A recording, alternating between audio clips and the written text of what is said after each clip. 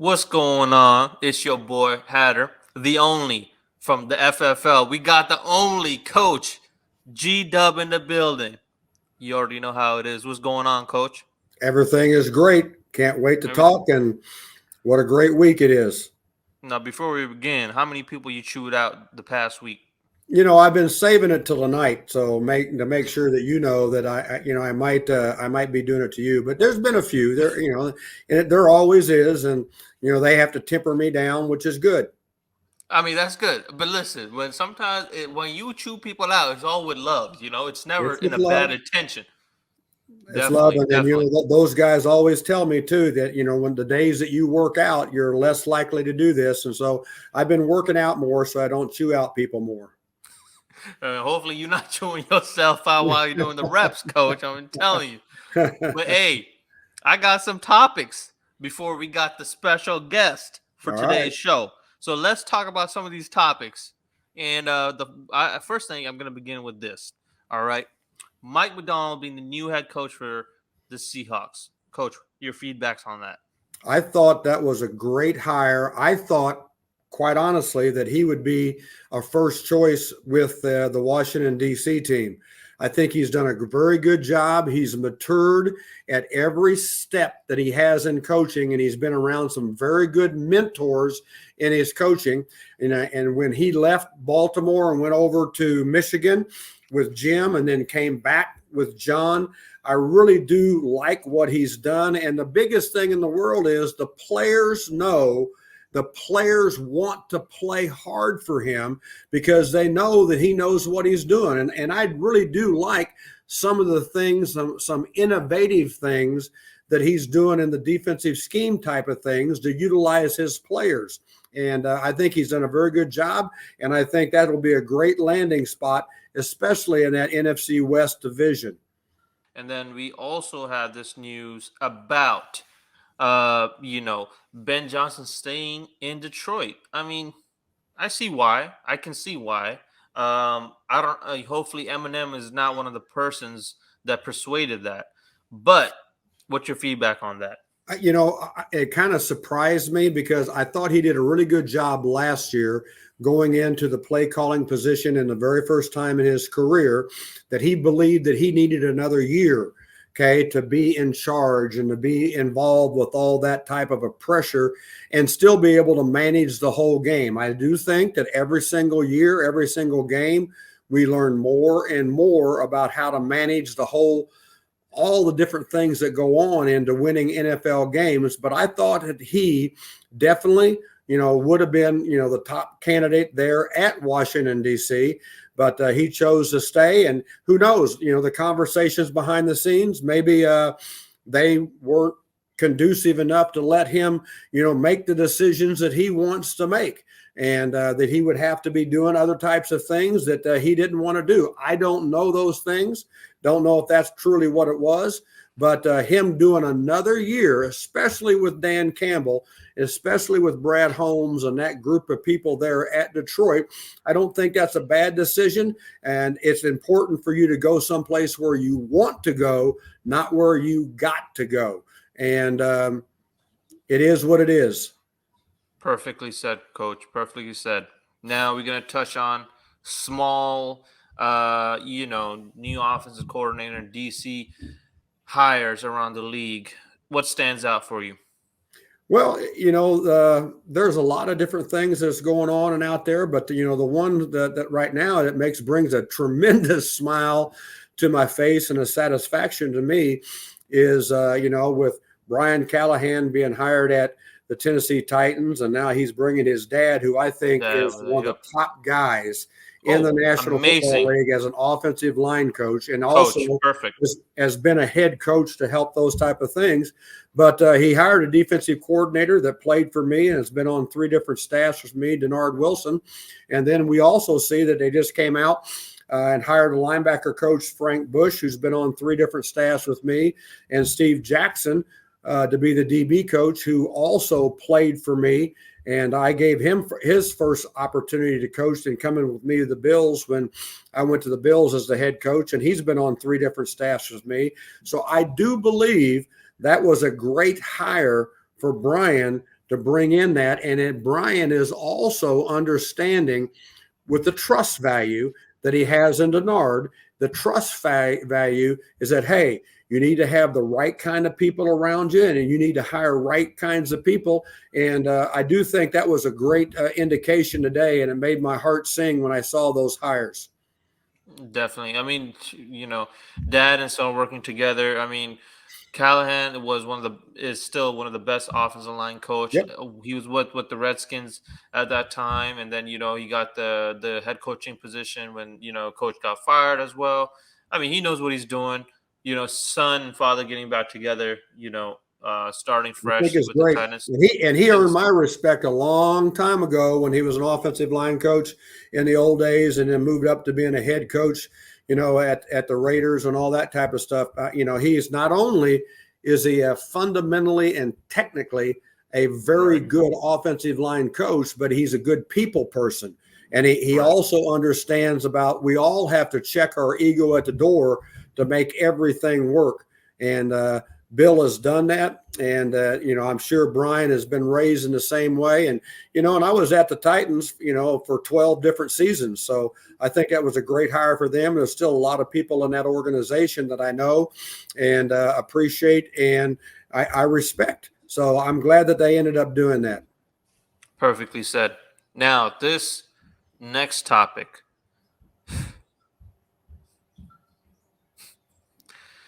Dan Quinn. Coach, let it out. Let it out, brother. You have to.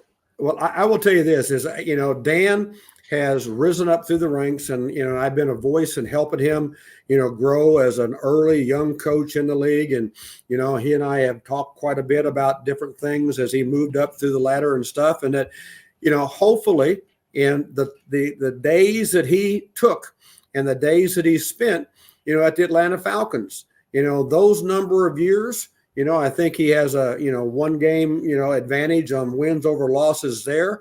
And that every day is an interview, you to me to you. And every day is an experience that you learn from. And hopefully he's learned a ton of things for that experience.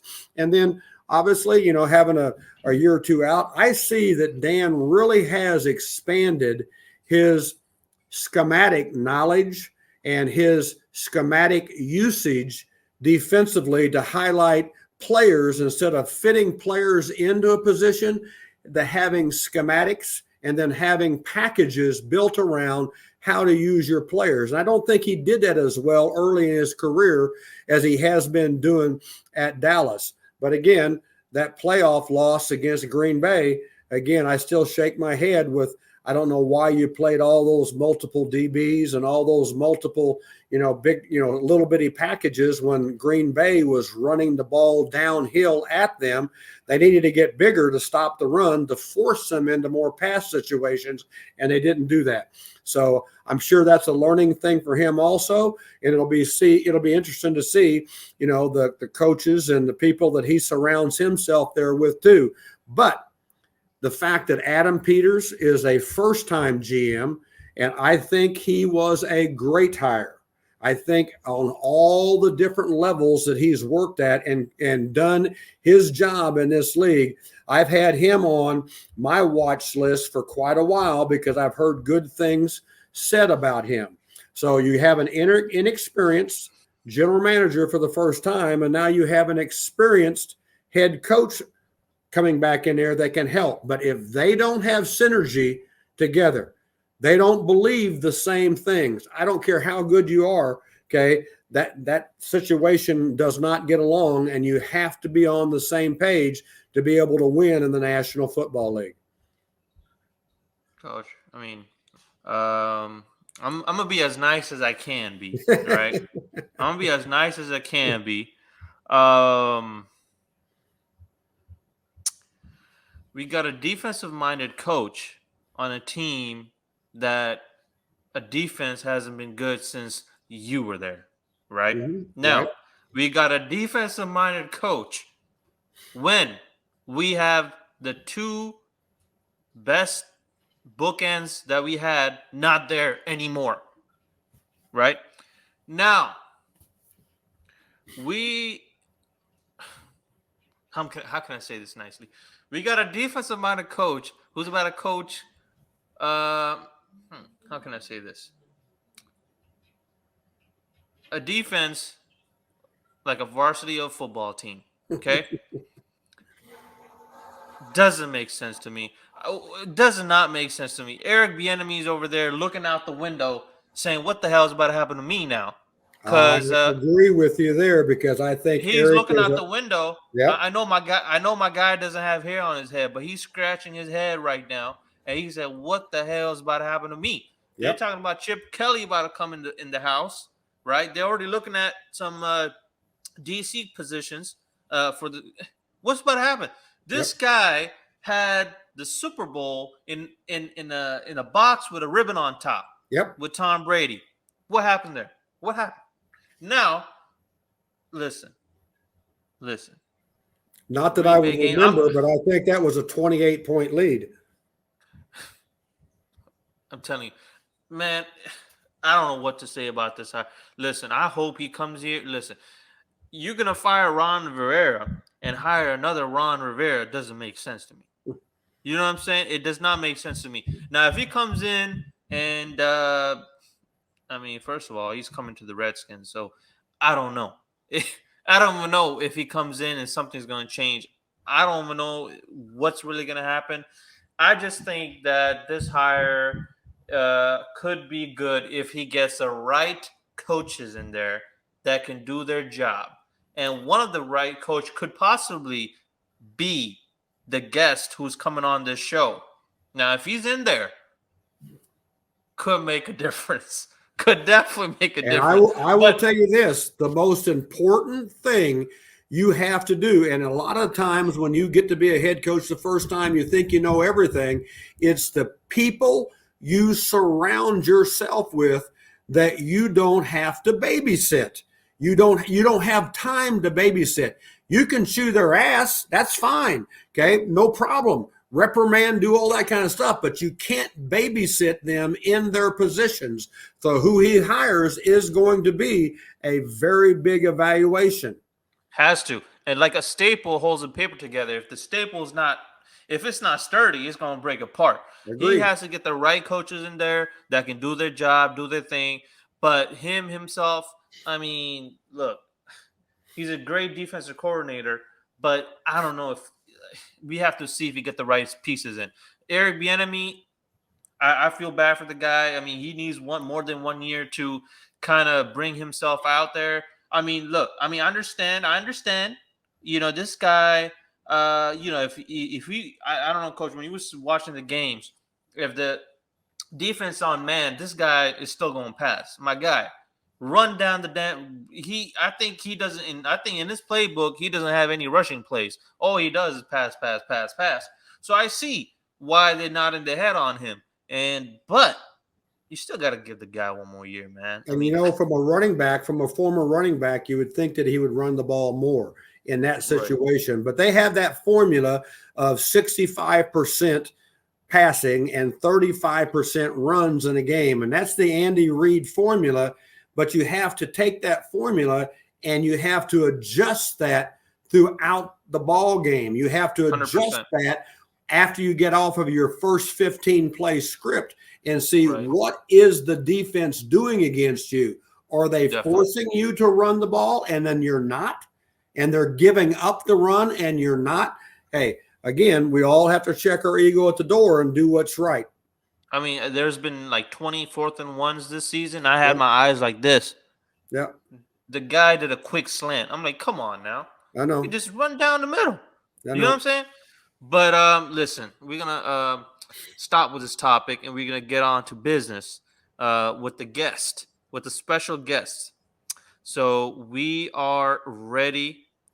And, you know, this guy, I mean, is one of your favorites, Coach. He's one of your favorites, and you're going to be happy when you see him. Now, special guest for today is one and only Mr. Phillip Daniels in the house. Is that great? Oh, my gosh. What's up, Coach? This is fantastic. Great to see you. The good seeing you too, man. It is absolutely great. Can you guys hear me? As you know, we usually try to communicate later at night because I try to stay away from my phone during the days. And later on tonight, I'll catch up to see what everything's going on and everything. But it was great to see you. How's the family? Everybody's good. You guys can hear me okay, right? Yep. Yeah, everybody's good, man. The family's good. We're just sitting here and just enjoying life, man, and just trying to, just take it one day at a time. Let the man above order our steps and take that next step. And and I didn't know that you were coming on, and I always have to do this and do this because some of the stories that you guys have, I'm thinking, oh my gosh, are you going to tell that one? Oh no, yeah. So you guys have got some stories on me. I got good stories about you, though, man. I don't have nothing bad at all to say about you. There you go. Man. You're one of my favorite coaches, man. You always have been. And, we still communicate from time to time. We don't communicate as much as we should, but when I do reach out to you, you always hit me back, and I appreciate that. And, you and I both know you can testify to that.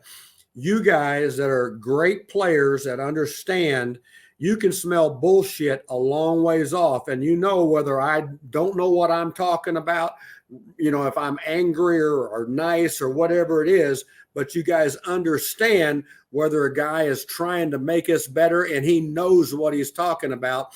And I've always tried to be that way with all the, over 2,000 players I've had a chance to coach at the NFL level now. Greg, I always tell people that, you're probably the most understood man in the universe. I said, like the things you say, like to us, like I remember all the language and stuff. It was to motivate us. We got a special language with you that most people understand. And so when you say things, it ain't out of hate, or it ain't out of like when you curse, it's love. You know what I'm saying? It's not to demean anybody or hurt anybody. It's just like your way of getting across to us that you care and you will always be there for us. And that's how it was. Imprinting memory, an imprint of memory. It's amazing how much, memory is lost because it's not pushing out something that doesn't need to be there anymore. So once I finally resort in some of the colorful language, I'm trying to make sure that it's imprinted and remembered. Exactly, man. And I remember a lot of it. So I remember, I remember some of the stuff you used to say to me, but it was like, okay, he trying to get me better. He trying to push my buttons to make me better. Yeah. I remember one day, this was in practice one day, and you like, I lost contain or something. You said, hey, contain the son of a B. And I was like, huh? I always contain. What you talking about? I just made a mistake. And I said, yeah, he trying to push my buttons. I understood what you were trying to do. And I was like, okay, let me move on to the next play. I ain't got time for that. Move on to the next play. No, I mean, nowadays, and nowadays when coaches do that with these new cats, they be going snitching to the head coach. Hey, man, you go like this and that. See, it's not like how it used to be. And Phillip, man, you was the main guy on the line, man. You know what I'm saying? I'm happy you're on here. Man, what's new with you? I know you got a ring, man. That's huge out there. My boy has a ring with the Eagles, being a defensive line coach. Understandably, why? Because my guy was amazing on the line, man. So what's for the future, man? I'm waiting right now, man. I'm trying to get back on as a D-line coach, make another D-line great. I did a great job in Philly when I was there for those 4 years. Won Super Bowl in the second year there. We had one of the best run fronts in the league, one of the best pass rush units in the league. Yep. And I just feel like when I got let go, it was some other circumstances that caused that. It wasn't because of my coaching; it was other things. You know what I'm saying? But like I say, the man above order our steps. I just take the next step, move on, and then he got some good out there waiting on me, man. I was fortunate enough to get in there and win a Super Bowl in the second year, and fix the run game and do those things. You know what I'm saying? I know, and Greg could tell you, when I played, man, I was a student of the game, and just like when I coach, I'm the same way. I take so many notes that I can't be wrong. You know what I'm saying? I can't miss out. And so that's one thing I tell the guys, take as many notes you can. If the coach said 3 times, write it down 3 times. If I hear it in the defensive room, if I'm talking to the coordinators talking, I'm writing it down. I'm taking notes as I watch film. Like football comes easy to me. I can tell what alignment a guy should be in and why he lost the battle. I can tell you why he lost the battle every time. It's all about alignment, assignment, technique. It's so easy, but sometimes coaches make it difficult. They make it harder than it should be. And it's so easy, man. I just go back to my playing days. I had Greg Blosh. Greg Blosh, one of my favorites. Yep. And Gregg Williams always had us in the right alignments so that when you get these combo blocks and everything, it didn't even matter because we knew they could not beat us the way we were lining up. We're going to be where we should be. We're going to stuff that, knock that in the head. And that's what I bring as a coach, man. I just bring a no-nonsense approach to going out there and doing your job and doing it the right way. And at the end of the day, I always say, all you can give is your best. I can look in the mirror and say I gave my best. And, back in those days too, and I still do this, I'll grab a notebook and take a look and see what's the guy actually writing down in front of everybody. And I'll look and see if are they coloring, they drawing pictures, what are they actually doing? And I picked up your notebook one day and I went, holy shit, this is like a playbook, and then I bragged about that to everybody else. Do you guys understand how this right now, okay, this is his playbook away from that whole great big playbook that I handed you. He doesn't need to know all these other things. How does he have to sort through the things that he needs to know right now?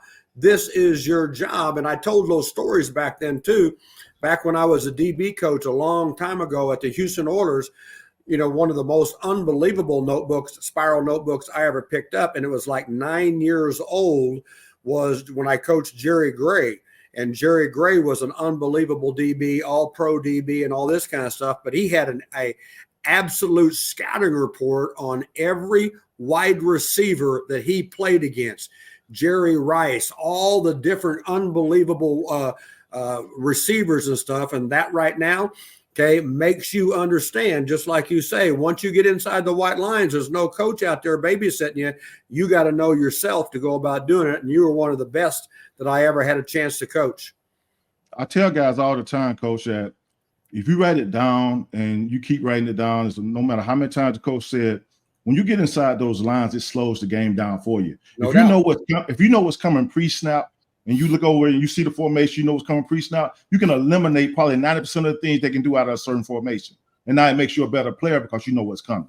And you know what, and you guys have heard me say too, I turned down my med school scholarship and I thought I was going to be a neurosurgeon, and now I'm just a dumbass coach. But with all that kind of stuff to say is that through the memory retention that we actually we understand exactly 65% more into our memory when you take notes and you write in color instead of black and white. And I told you guys that all the time is write in color, don't write in black and white. And, some of you guys were fantastic at knowing that. And then after you got done, then you become a dumbass coach too, because we know that players know so much more than coaches, and now you have to battle through that too. Yeah, one of the first things I did before every season, I went out and bought me about 3 5-subject notebooks because I knew I was going to need it. And you taught me the color code, so I bought me a bunch of different colors, and I write in different pen colors, and like I highlight everything that I need to be that was serious in red, and that's how I memorized and knew what to do when I was on that field. So you got the best out of me every time I stepped out there. Yep. My guy Phillip, now you with the Rough Riders in CFL. That ain't no joke either. How's that going for you? Well, actually, we're just putting in the playbook right now and doing some things there. They did give me an out in my contract just in case I get an NFL job. I don't see why NFL teams ain't calling me right now and give me that opportunity. Crazy. Coach, you got to touch on that. I'm going to help him do everything I can. I'd love to coach with him one of these days too. Yeah, all my team, all the guys I ever coached, man, and I made guys better. Even guys that have never played in the NFL. And I had that case in Philly. I had guys that never played in the NFL. We didn't lose a beat. That's how you know you got a good coach that can teach and do the things he need to do. Like it ain't all about a lot of times guys don't win on the initial contact. They don't win right away. But sometimes you got to teach them how to get out of bad situations. And like a lot of times, like if you're losing a battle in your gap, you ain't in your gap. Well, put him in the gap. Put him in the gap. Bring it back to you. We good to go. You guys, you've heard me say that so many times. Put him in the gap. That's it. And that's what I did, man. And I had guys that didn't fit the scheme. But it's okay. It's okay. I got to do what I got to do is fix it so you can fit it the best you can. And whatever you like, and we can kind of work around that and get you where you need to be. So that's kind of coach I am, and hopefully I get a chance to coach in the NFL next season, hopefully. But right now, the Rough Riders gave me an opportunity. They told me that I got an out clause, and if nothing comes about, then I'm over there. I'm helping them dominate and win a Grey Cup.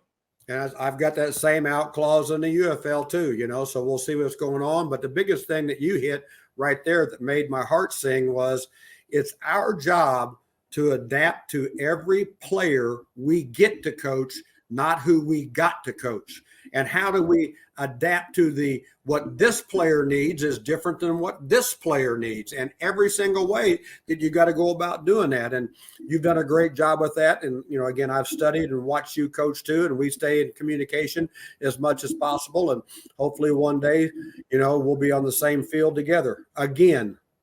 Yeah, I tell everybody that I take a piece of every one of my coaches with me. Yep. We had some good coaches in Washington, man. We did. Greg been the top with DC, and then yep. Greg Blosh and all those guys that was there. Yep. KO. We had some good coaches, man. Very I remember great. all my other coaches. I had Richard Dent, yep. coached me in Chicago for a little bit. Rex Norris. Rex I Norris, can go down the line. I took a piece, and I can't forget Tommy Brazier, who's my first coach in the league. And I always feel like your first coach sets you up for success, because if he can teach technique and do the things he can to get you to play with technique, then you're going to play a long time in the league. Sometimes your first coach don't teach technique, your career is going to be short. Your career going to be real short. Done. So yep. Basically, I take a little bit of all my coaches with me, and I tell everybody that all the time. I have some great coaches, and I lean on that, man. I learn something from each one of them, and I take it with me, and I go out and I give it to my guys all the time. And I think I told you before, I gave Rex Norris his first chance to coach in the NFL, and he was on my staff at the Titans. And I'm so proud of all the things that he's done too. Don't ever let him con you, though, if you go out and try to play golf for you. Just because he's a D-line coach and looks like he's non-athletic, he's a pretty damn good golfer, and he can scam a lot of money from you. Yeah. Look at the pretty blues. That's what you're going to say. Look at these pretty blues. I know. No doubt. Phillip, I know you got a lot of stories, man, in the locker room. We got to tell at least 3, bro. We at least got to say 3. You know what I'm saying? We got some funny stories. Yeah. These are the classic days. All right, the classic days. The stories mean more, man. What you got? I really don't have a lot of bad stories, man. Just memories, man. That's what I take with me. Memories. I just remember coach's relationship with Sean Taylor. Yep. When he was there, and they had a different relationship from everybody on the team. I mean, they go back and forth at each other. We were into it almost every day. But it was love like crazy, man. I was like, oh, they just curse each other out. They go back and he forth. was like a son to me. And little did I know, he was going off and meeting with my other sons at night and telling them, I don't know how you're putting up with him at night, because he's got to be chewing your ass, because he chews my ass every day during the meetings. Yeah. Now I'll tell you this story. This is before this is when I was trying to get on. That's when I was visiting. This was my official visit. It was before free agency even hit. The Chicago Bears allowed me to go into free agency and talk to them a little early. And everybody thought it was they thought it was like interfering with the free agency and stuff. They said, they got to be doing something illegal, but they allowed me to go talk to Washington because I was such a good guy for them on and off the field. I was a Walter Payton Man of the Year candidate for them, so they felt obligated. He's a good guy. We want to give him a chance to go out there early and find somewhere to go. So I met with Greg Blosh and Coach Gibbs, and Coach Gibbs called me on the phone because I remember talking to Greg Blosh when it was the last year in Chicago, and I said, Greg, listen, wherever you go, look out for me. I think they're gonna let me go. I had that feeling because new stuff. The Levy was coming in, the new coaches was coming in. I didn't have a good feel about it, and so I told him, just wherever you go, just look out for me. So when I called him and said my name was in the paper that they were gonna let me go, and I called Greg Blosh. I said, Greg, they let me go. He said, man, stop playing. He didn't believe me. He said, I know. I remember this. I remember. Yeah. He said, you wanted the best lineman on the team. Why would they let you go? I said, they let me go, man. I don't know why, but they let me go. Maybe it's money, or I don't know. Well, he said, well, hold on, let me call you back. So he came back to the phone. He called me back. He said, hey, give me first dibs. Don't go nowhere. I said, you already got first deal. I told you. He walked out and came straight into my office and talked to him. And then he and I went down to Joe Gibbs' office and said, get this guy now. Yeah. So basically he called me back. He said, I don't know if he thought I was, he put Coach Gibbs on the phone. Yeah. Coach Gibbs talked to him. He said, Phil, listen, we need your leadership here. We need you to come in here. We need your leadership because right now there's a lot of bad stuff going on in this building. I said, I got you, Coach. So I signed before free agency started. Yep. Everybody thought it was tampering, but they Yep. allowed me to sign. And actually, it was me. I think Mark Brunell and Chris. Who was Clinton Portis. I'm sorry, Clinton Portis. Yeah, I remember that. Was the first ones to sign. They traded for those two guys. I was the first free agent that they signed. So I go up to have dinner with them, right, to talk about me coming on board and everything. And I cut my hair off. I had braids, man. I cut all my hair off because I want a new start, and everything. So I get up there and we sitting at the table, and Greg looked at me and said, "Hey Phil, listen, if you come here, it's gonna be tough. It's gonna be real tough." And I was like, "Come on, G-Dub, what? That's the intro on a dinner table." Yeah, let me finish and tell you why though. He said it's gonna be tough, man. He said, but you the man for it. You can handle this. I ain't got no problem with you. I know you can handle this. He said, but it's got to be tough. It's got to be tough. He said he told me everything that was happening with the staff before. He was like, man, Phil, they were out playing softball. Yep. Guys would wear what they want to practice. Yep. They would say full pads for practice, and then they'll come out later and be in shorts, and they would never send them back in to change. Yep. Whatever. He said they got a misunderstanding of what real football is. What real football is. He said it's going to be tough. Now I want you to know that coming in here, but I know you can handle it. So I looked at him and I said, back in my mind, I said, how tough is this going to be? But I said, well, you know what? Man, I grew up in the South. I've been through the toughest conditions ever. I said, this is nothing. So I said, all right, coach, I got you. But that kept lingering in my head the whole time. I signed and everything taken care of. So the first day we get out to the practice field, and we had to do 40 up downs before we was official member of the team. And after I got done doing them up downs, I was like, yeah, it's gonna be tough. It's gonna be real tough. but it's gonna make us better. It's gonna make us way better. So, I just remember that conversation we had, and he kind of scared me a little bit, but at the same time, if it wasn't me talking to him and knowing where I came from and my background, where I had to grow up tough all the time, I grew up tough. So it was easy for me to say, man, I don't care about that. Let's go do it. And you know what you did, and what the example that I set was, I was always the toughest on the best players. So everybody else said, holy cow, he's on this guy. Holy cow. And then everybody else fall in line. And if I hurt somebody's feelings, lots of times nobody even knew that I would go off after practice by them myself with that person and patch those feelings up. But when we were inside the white lines, we were in a fist fight in a phone booth, and let's get ready to roll. And that's how it had to be, man. I think that toughness that he set, what made us a great defense, man, made us go out there and do the things we need to do to get where we need to be. My first year with the Washington, I ain't gonna say Redskins back in the day, but I'm saying Washington because I don't want to go by the rules here. But my first year with them was the toughest year that I've had. Dude, I come out, I break my wrist early in that season. I had a growing problem. I come back from all that, and then the first year was just like a wash for me. I said, man, you know what? I got to get better. So I continued going to powerlifting and doing my powerlifting and stuff. And I came back that next year, and the injuries wasn't there. And then we had a great year. We had a real solid year. And I remember the playoff run that we had in the last 5-6 games of the season. I was on fire. I was on fire. I was just getting myself back to where I needed to be. And you just kept pushing me, coach. You just kept pushing me, saying, listen, hey, those injuries gonna heal, and we're gonna need you in the end. And that's exactly what I did. I just came in the end and did what I needed to do. And you know what? 3 out of those 4 years that we were all together there, we were top 5 defense. And 1 year we ended up finishing number 2 on defense because I had to run the clock on defense because Coach Gibbs didn't do it on offense. And I was trying to make sure that we just ran the clock so we're not having to play extra plays. And I think we end up, going number 2 defense by 14 yards because I gave up things so that we could keep them out of the end zone. Philip, I know you got some amazing stories with Sean now. What's something that's what's the first memory that pops in your head about Sean Taylor? Okay, the story I'm gonna tell you is the last time I saw Sean alive. We was getting ready to go play Tampa Bay, and Sean wasn't making the trip. He was actually going home to check on his property because it had got broken into the week before. The week before, so he was going down with his family to check on his property. And I remember sitting in my locker. I was just sitting there, just trying to collect myself, right before we leave, get everything in our bags and make sure I got everything. And I watched him as he walked around the locker room. And we got like these columns in the locker room that you had to walk around and everything. And he was walking around the locker room, and he didn't miss not one person. He walked around that locker room, shook everybody's hand. And I'm in my locker saying, man, this dude became a good leader. All the stuff he'd been through with the four-wheelers and all that stuff that he had to go through at his early years, I'm so proud of him that he came. I said, he done came a long way. He done came a long way. And so I watched him go around that locker room, and he shook everybody's hand. He went out of his way to shake guys' hand. He didn't miss not one guy.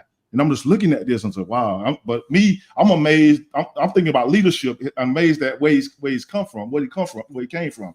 And so I'm sitting there watching him, and then we go play. And he said, and the words that he used when he shook everybody's hand was, good luck, I'll see you when you get back. That's what he said. Good luck, I'll see you when you get back. I said, got you, dog. And I said, just take care of yourself, have a good trip home. And so we go play the game. We come back. Okay, the next morning, I'm coming over to the facility. I see all these trucks out there. We lost the game, and but I saw all these trucks out there. And I'm thinking to myself, the first thing that came to mind was Coach Gills. He quit. He just he resigned. He just can't deal with it anymore. That's the first thing that came to my mind. I got out my truck and was walking toward the facility. And I was met by one of the media guys, and he looked at me. And I said, man, what the hell going on, man? And he said, you ain't heard? I heard what? He said Sean was shot and he's in serious condition. And I said, you serious? He said, yeah. So we get in there, and I get with Cornelius and all those guys, Ronaldo, Wynn, and we get in there. We just sitting around, man, just trying to collect ourselves, man, like we're in disbelief. And finally, Coach Gibbs came out and said, y'all go home. And so we at home, me and my wife. I remember it was like 3-something in the morning, 4 in the morning, when Cornelius called me and said, hey, man, Sean passed. And I said, man, that's crazy. And so we had to deal with that, and we got to play Buffalo that next week and the timeout stuff, everything. But then after it all settled down, I went back to that moment in the locker room, and I thought to myself, man, he was walking around the locker room, shaking everybody's hands, saying, I'll see you when you get back. And to me, I had to put it in perspective. I said, Sean was actually saying goodbye. He never did that before. He never shook everybody's hand like that before. And that's the first time I've seen him do that. So he was actually saying goodbye to everybody. I mean, the Lord has a mysterious way of letting you say goodbye when you're not even knowing it. You know what I'm saying? I remember I had a teammate one time say he wanted everybody to wear all white to a party, but all whites came out to be his funeral. You know what I'm saying? So my thing is, I saw that and I remember that, and I didn't know if I was the only one that saw that until I talked to Randall Godfrey. Coach, Randall Godfrey played with us that 1 year.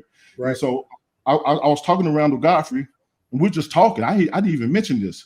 Randall said, Phil, I saw this dude walk around the locker room, shake everybody's hand when I was way to shake everybody's hand. And I was like, wow, dude, I saw the same exact thing. He said he was just saying goodbye.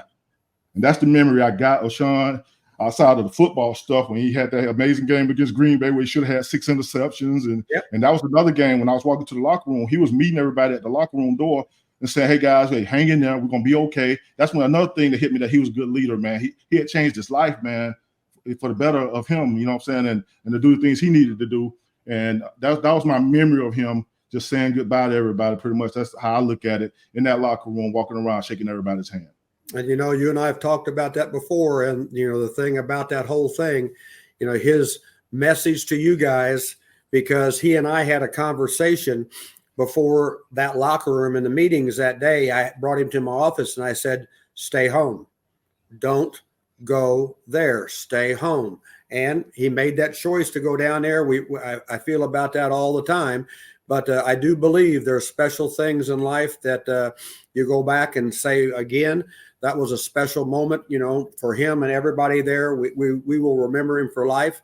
And as he and I had some knockdown drag outs and everything behind the scenes. And I wanted all you guys to constantly see about how strong and hard I was on him, because everybody else was afraid to say anything to him because of how great an athlete and great a player he was. And everybody asks me all the time, who is the greatest player you ever coached? And I've got 15 guys now in the NFL Hall of Fame, but the best athlete and the best player I've ever coached is Sean. And don't believe that, it wasn't something that I had to do every single day to make sure I was checking to make sure he was doing the right things and continuing to grow. And there's not one day that goes by in my life that I don't think about him. Every single day I think about him. And now, as one of his younger brothers, Gabriel at Rice University is coming out for the drafts and all that kind of stuff as a safety at Rice. And whether he gets his shot in the NFL will be great, but he also has the UFL that he'll have a chance to too. And those are great memories because we are a family that other people don't understand about. No matter how good we are as individual players and individual coaches, we are a family, and we're a family for life. Definitely. Yeah, definitely. The one thing about, I always tell people this, and I mean it when I say it. Sean was going to be the greatest safety to ever play the game. Now he would have had to change the way he would have had to change the way he hit people, but he would have been the greatest safety. The way his range on the field, man. The way his range is unbelievable. It was crazy, man. They thought he'd be on one side of the field. They throw the ball to the other. He over there. And I'm like, dude, how you get over there? That's crazy. I've broken all those things down, and I had drills and I have other things, analytics, to where you can only, when I'm scouting a player and watching him, you can only break this far no matter what. And he totally blew all those analytics that I had away when I would purposely do a drill with him to show everybody how much range he had at safety position. It was unbelievable. And I agree, he would have been the best safety ever to play in the history of our game. And he still is in my mind. Now, Philip, we got to go back to when you were saying the way he was hitting people and how it could have been different in this era. I still go back to his hits. He was a straight dog. He would hit with his shoulder. Mm-hmm. And I think it could have been still legal till this day because we got these cornballs coming out. They're going with their head and stuff. Sean used to hit with his shoulder. I think that could and he was straight dogging people. Yep. Hits all the hits. We're talking about Mormon. We're talking about all these hits. He was hitting with the shoulders, which I think would still not be flagged till this day. And that's why I say, and we'll always say, like, oh, you guys are, he will be one of the best defensive players ever to play. I agree. On defense. Yeah, I don't think like all of his hits were illegal or anything. Like he did hit with his shoulder a lot in the chest area a lot, but Sean hit so hard. I think he would have been flagged anyway. It's a little thing that we say he hit him too hard. That's Sean. Sean would just blast people, hit him so hard they look illegal. And I think it would have been tough, like for him to adjust the way he played because he a physical dude. And he a headhunter. He gonna come get you. I remember those battles he had with Brandon Jacobs. Man, Brandon Jacobs a big running back. He turned him around in the hole. No doubt. I mean, and what about this one? Here's another one. I'm gonna bring a smile to your face. What about the first game when he was going after Terrell Owens when he was at Philly, and I was having to do everything I could to make sure that Sean wasn't going to get ejected in that game because he wanted to stand over Terrell and make Terrell say, "You're better than me." And Sean says, "Yeah, I know I am." It's unbelievable. And Terrell came out. Terrell came out and said that he had he had some Gator arms in that game. Yep. He said, "Man, y'all don't see who in the middle of the field." He knew he was gonna get hit. Yep, definitely. And then who remembers the game against Pittman with the Bucks? Right. Oh man, amazing. I mean, that boy Pittman was big, but Sean was laying that boy down, man. No doubt, laying him down, and then I had to not defend him, but I did defend him about, at the game they were on me about wanting me to reprimand him because Sean spit in his face because he said something really bad to Sean, and Sean wasn't taking any of his bullshit. Definitely. You know what, Coach, when Sean said, they say he spit in his face, we were like, Sean's like, "No, I ain't spit in his face," but they showed the replay, man. You see all this spit. I was like, "How you say you did spit, man? Come on, man." Yeah, I was saying on the sideline, he said he did. And I looked at the replay and I said, well, maybe he did. Now, hey, man, we forgot about this guy. Coach G. I mean, I talked to my boy Phil before. I mean, couple weeks before. Where the hell is LaRon Landry, man? Where is it? I don't know. I don't know. I haven't. Since he finally retired, I don't know. I haven't heard anything back from him, and I don't know what he's doing. My boy feels like, man, I don't know where my boy. Yeah, I hope he's okay. Yeah. That's what I hope he's okay too. That's the same thing with me. I just hope he's okay. Yeah, I told him, I said, man, last time I saw LaRon used to be on social media all the time, either lifting or flexing or something. And he was a big dude. I mean, he went to the Jets. And, he made Pro Bowl. They wanted him to have surgery on his groin in Washington. He refused to do that. He ended up leaving and making the Pro Bowl and had a decent career there. And then all of a sudden, he left the league and he disappeared. I'm like, I don't know where he is. I just hope he's okay. And I got some story. I got some stories about him too. But I know you got a story with LaRon, Phillip. Go ahead, Coach. Well, we played. I forgot who we played. We went on the road for a game. And, LaRon had this bag. He had this bag with all his supplements in it, right? Oh yeah. And so for some reason, he left his bag. They called me the pharmacist on the team because guys would come to my locker. I would research a lot of stuff, and I would make sure guys would put stuff in the body to help them, last a long time, be fresh. And so LaRon came to me on the road trip and said, "Hey, man, I left my bag. You got anything I can take?" I said, "Man, I got a pre-workout right here. Just take one scoop, man. That's all you're going to need. It'll get you through the game, whatever." So he said, "I give it to me."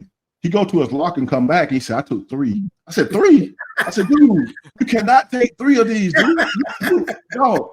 When he came to the sideline, we come out the tunnel. We get to the sideline. He walks over to me. His eyes were so big.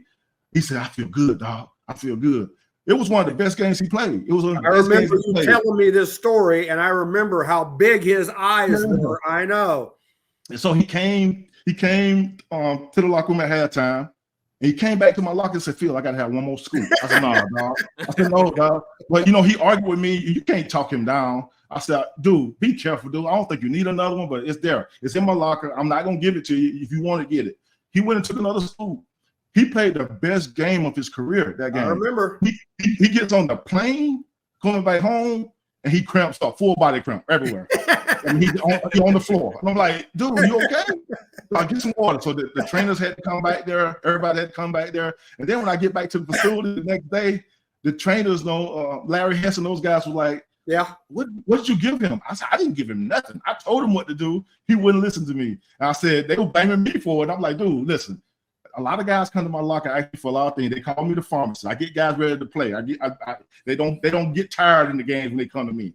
I said, "When he came over, I told him what to do. He didn't listen to me. He did what he wanted to do, and that's why he got a full body cramp." But I remember that just like it was yesterday, man. But he did have the best game of his career that game. He did. And Larry came to me complaining about all that stuff, and I said, "Is it illegal? Is it on the things they can't take?" "No." I said, "Hey, he's got to pay attention better," but he played pretty damn good.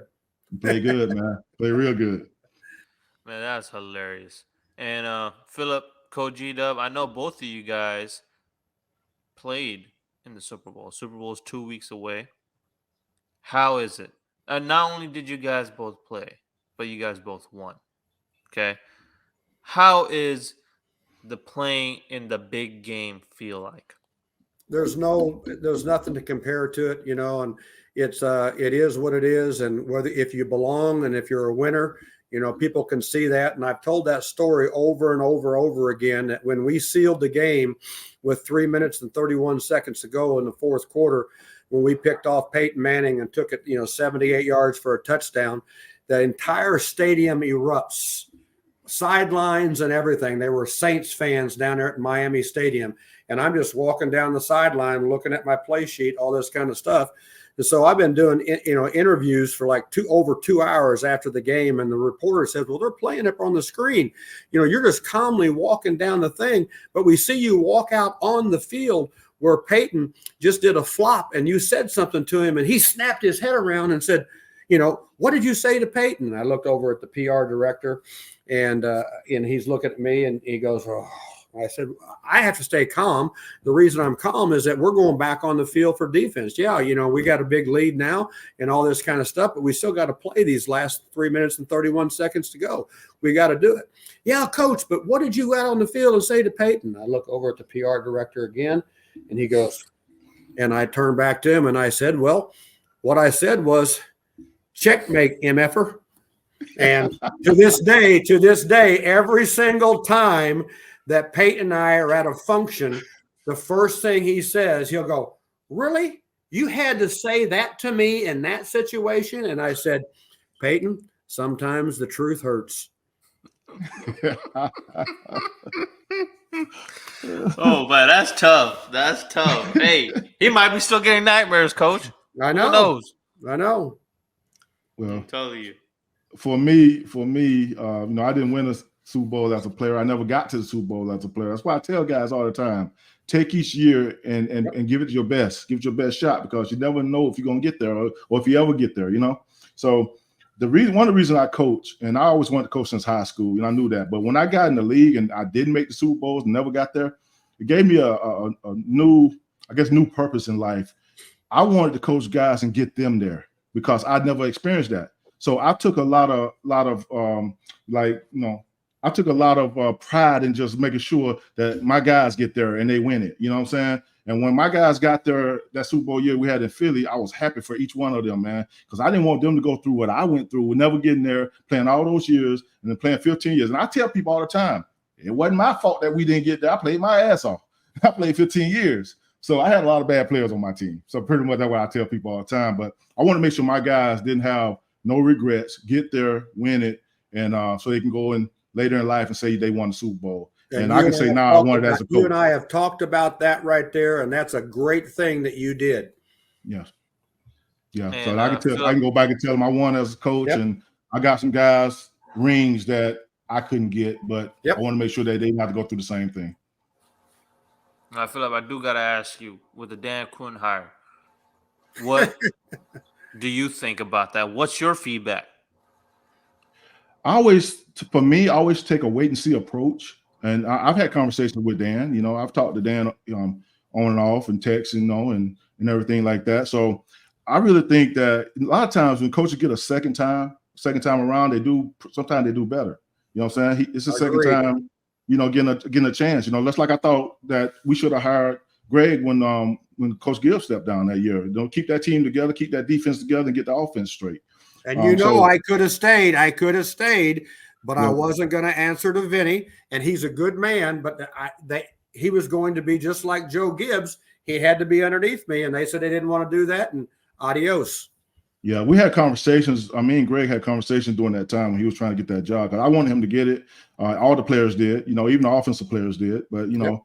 Things happen. So, but I do feel like, you know, just looking at what he did in Dallas, I heard you guys talk about that last game, and I went back and looked at that last game and looked at them up front, man. They were awful as far as playing technique and alignment up front. And a lot of times, like you guys were just saying this, that a lot of times it's the guys you got around you. It ain't actually the guy calling the plays, but you got to have good pieces around you that you don't have to go out there and babysit them to get the job done. They know exactly what to do in the alignments and assignments and technique and all that stuff. Now, you don't have those problems. They got scooped out of their gap so much. They got these many times. I agree. Holes were wide open, man. Holes were wide open. Nobody knows how to play crack toss anymore. It's like nobody's teaching anymore. That's the problem with the whole league. Nobody's teaching fundamentals no more. And nobody's teaching these eyes. Your eyes are key. Eyes are the key. Eyes are the key. Yep. And so nobody's teaching that anymore. So I really do feel like he can come in there and do a great job for Washington. It's all about the pieces he put around him, and that's going to be key to his success and being there and doing what he need to do. Now, I know he can come in there and motivate the guys, and I think he's a likable guy. And I love talking to him. I love communicating with him. You know, he always responds, just like Gregg do. He always responds to me, and that's one thing. That's a pet peeve of mine. If I text you or if I reach out to you, at least call me back or text me back. If you can help me, say no. Say yeah. If you can't help me, say no. That's all I'm asking. That's the same with me. Yeah, he do a good job of that. So I do think that we got to give him a chance to see what he can do. We just can't say that, okay, because he failed in Atlanta or whatever, he didn't get that Super Bowl win, that 28-point lead, whatever. We can't hold him back and say that he's not going to be a good coach because of that, because we can do that to a lot of guys. You know what I'm saying? I think that Gregg, if he got another shot, he'll be a good head coach. I was better at Cleveland. You know, at Cleveland, when I turned them around, I could have stayed there too, but I wasn't going to answer to the GM. There you go. See, I always feel like you got to wait and see, take a wait and see approach, and see what he do for us as staff and what they bring to the table that way to determine and see how the first season go and see how things go for him, and then that's when you determine whether he's a good coach or he's a good fit. G-Dub, I do gotta ask you, when you was the coach for the Jets and you played my boy's D-line, Mr. Phillip Daniels. Do you remember the pressure he brought to your offense? Yeah, I do. And they absolutely, yes, I do. And you was looking on the other side. You're like, man, Phillip. And I'm looking for him and going like, hey, It can't be that simple. And of all the offenses that I've gone against in my life, every day at practice against the Jets offense was unbelievably crazy. They couldn't make a first down on 40 plays in offense on practice. Phillip, how many sacks you got on my guy's offense when he was with the Jets? We had 8 as a D-line, and yes, the team had 10. Had 10 that day. Yeah. So think about it. You know, my star player Fletcher Cox didn't have any sacks in that game. It was just all the guys around him, man, just balling. And he's still playing. How many years has he played now? Has to be 13 or 14 at least. Yeah, I think it's 13. I think it is 13 right now. So, but yeah, that was a game I remember, man, because coming into that season was crazy for me, man. I was, you know, that was the year that I lost my second, third, and fourth D tackle the first 5 games of the season. I remember. And then we got 2 guys in there, Anthony Rush and I guess Huggins from Clemson. We got them in there, but they had no experience. We got them from another team's practice squad. Yep, but they had no experience that year, and they had never played in the NFL. So I had to keep things going. You know, we ended up being number 3 against the run and kept our sack totals high that year, and did a great job. One of the best pass rush units out there.